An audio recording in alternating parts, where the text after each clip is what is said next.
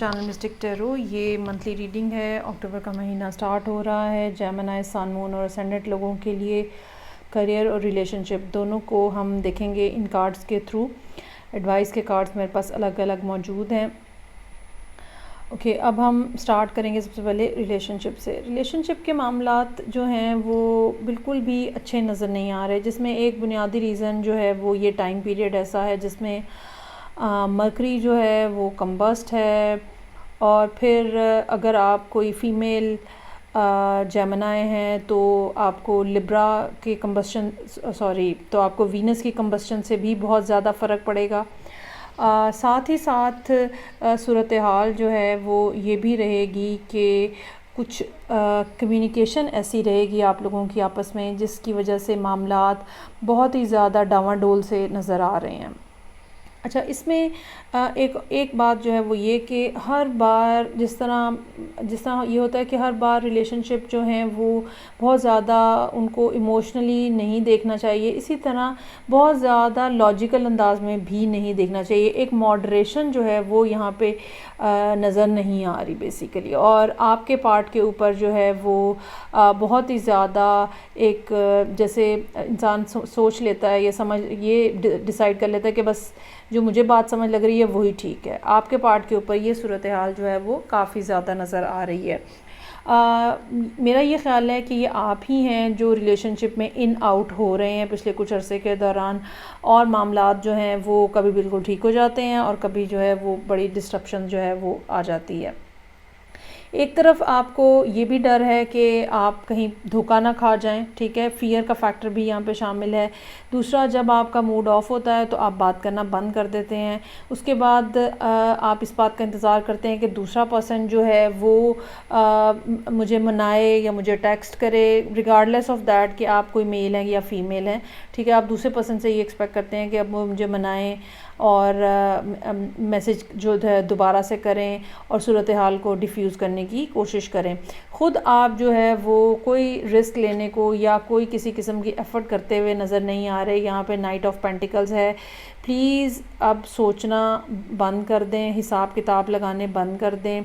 बहुत ज़्यादा रीज़निंग के जाने की बजाय बाज़ दफ़ा रिलेशनशिप में अपनी साइड जो होती है वो थोड़ी सी नरम रखनी होती है ताकि दूसरे शख्स को भी कुछ ना कुछ मौका मिल सके। ये नहीं हो सकता कि हमेशा आप ही ठीक हो। अच्छा, ये भी पॉसिबिलिटी है कि अगर आप कोई मैरिड जेमिनी हैं, ठीक है, तो आप लोगों के दरमियान में मामलात इतने ख़राब होना शुरू हो जाएं कि बात कोर्ट तक चली जाए या सेपरेशन पे बात चली जाए। और अगर आप कोई सिंगल जेमिनी हैं तो तब भी सूरत हाल जो है वो काफ़ी तल्ख़ नज़र आ रही है। और एक ना सिर्फ ये कि दोनों पार्टीज़ जो हैं वो ये सोचेंगी कि मेरे साथ ज़्यादती की गई है, मुझे बुरे बातें कही गई हैं और मुझे बात नहीं करनी। एक तरफ आप भी ये बात डिसाइड कर रहे हैं कि जब तक दूसरा पर्सन जो है वो इनिशिएट नहीं करेगा मुझे कोई बात नहीं करनी। दूसरी तरफ इस पर्सन ने भी ये बात डिसाइड की हुई है कि अच्छा भाई काफ़ी मजाक हो गया, अब नहीं तो ना सही। यहाँ पे ये भी मैं आपको बता दूं कि आपको बेसिकली यहाँ पे स्टार्टअप लेना पड़ेगा सिचुएशन को नॉर्मलाइज़ करने के लिए। रिलीज़ का कार्ड एडवाइस के तौर पे मौजूद है। वो नेगेटिविटी या वो खौफ जो कि रोके हुए है आपको कोई भी एक्शन लेने से, उसको अपने अंदर से निकालने की ज़रूरत है। पहला स्टेप हमेशा मुश्किल होता है, पहला स्टेप हमेशा अनसर्टन होता है। आपको डर लगता है कि आगे से हमें कोई चार बातें ना सुनने को मिल जाएं, या दूसरा पर्सन बिल्कुल नाराज़ ना हो जाए, या वो हमारे लिए डिसरिस्पेक्टफुल ना हो जाए। ये सब बातें हैं, लेकिन जब तक आप पॉजिटिव माइंडसेट के साथ चीज़ों को स्टार्ट नहीं करेंगे तब तक सिचुएशन जो है उसके अंदर ख़राबी बाकी रहेगी। ये भी यहाँ पे इस सब प्रॉब्लम में एक ये भी बात नज़र आती है कि इमोशंस का फैक्टर जो है वो बिल्कुल डेड है। कहीं पे यहाँ पे इमोशंस नहीं नज़र आते। कोई एक कार्ड भी ऐसा नहीं है जो कि आने वाले दिनों में कोई इमोशनल साइड जो है वो आपकी शो कर रहा हो। बिट्रेल हैं, गोस्टिंग है कि आप दूसरे को बताए बगैर गायब हो जाओ, फिर बहुत ही ज़्यादा ओवर लॉजिकल सिचुएशन जिसमें आप सूरत हाल को ज़रूरत से ज़्यादा ही कुछ एनालाइज कर रहे हैं। ओके, अब मुझे आपसे बात ही नहीं करनी है, प्लीज़ मुझसे कांटेक्ट मत करें। ये भी आपने यकीनन किसी न किसी लेवल पे या तो कहा है या कह सकते हैं। सो ये सब सिचुएशन उस टाइम पे ठीक होगी जहाँ पे आप दोबारा से एक दफ़ा ट्रस्ट करना शुरू करेंगे और इस नेगेटिविटी को अपने अंदर से निकालेंगे, तो ही मामलात आपके सुधरेंगे।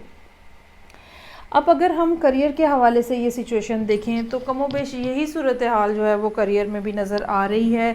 आप बहुत ज़्यादा स्टेबल नहीं हैं, मेंटली बहुत ज़्यादा स्टेबल नज़र नहीं आ रहे, और अभी किसी के ऊपर एतबार किया है, कुछ देर के बाद आपका वो एतबार ख़त्म हो जाता है।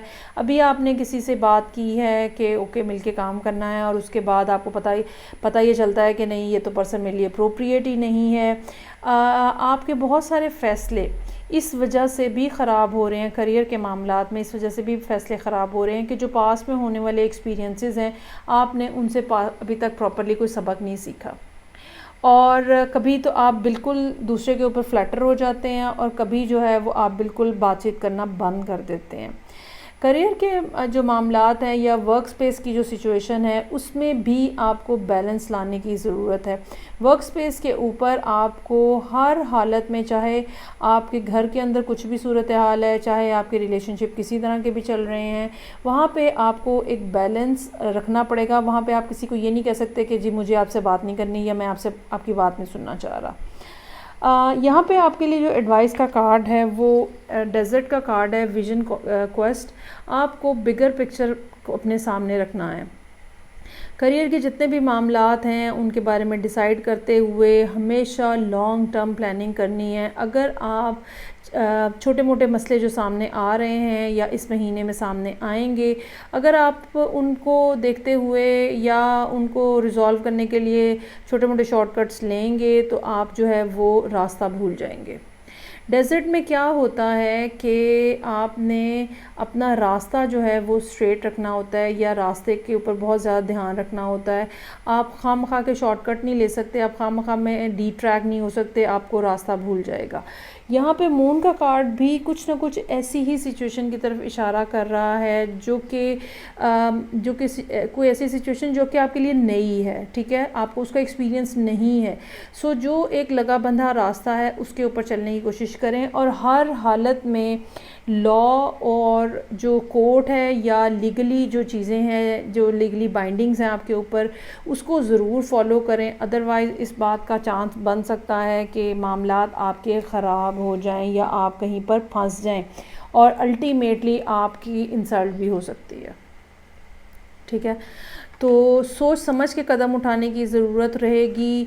जब तक किसी को ये आज़मा नहीं लेते हैं तब तक एतबार ना करें, और एक कंसिस्टेंट किस्म का अपना मूड बना के रखें। ये नहीं कि अभी आज तो आप किसी को बहुत ज़्यादा पसंद कर रहे हैं और अगले 2, 4, 5, 7 दिनों में आपको पता चलता है कि नहीं, ये तो शख्स ही अच्छा नहीं है।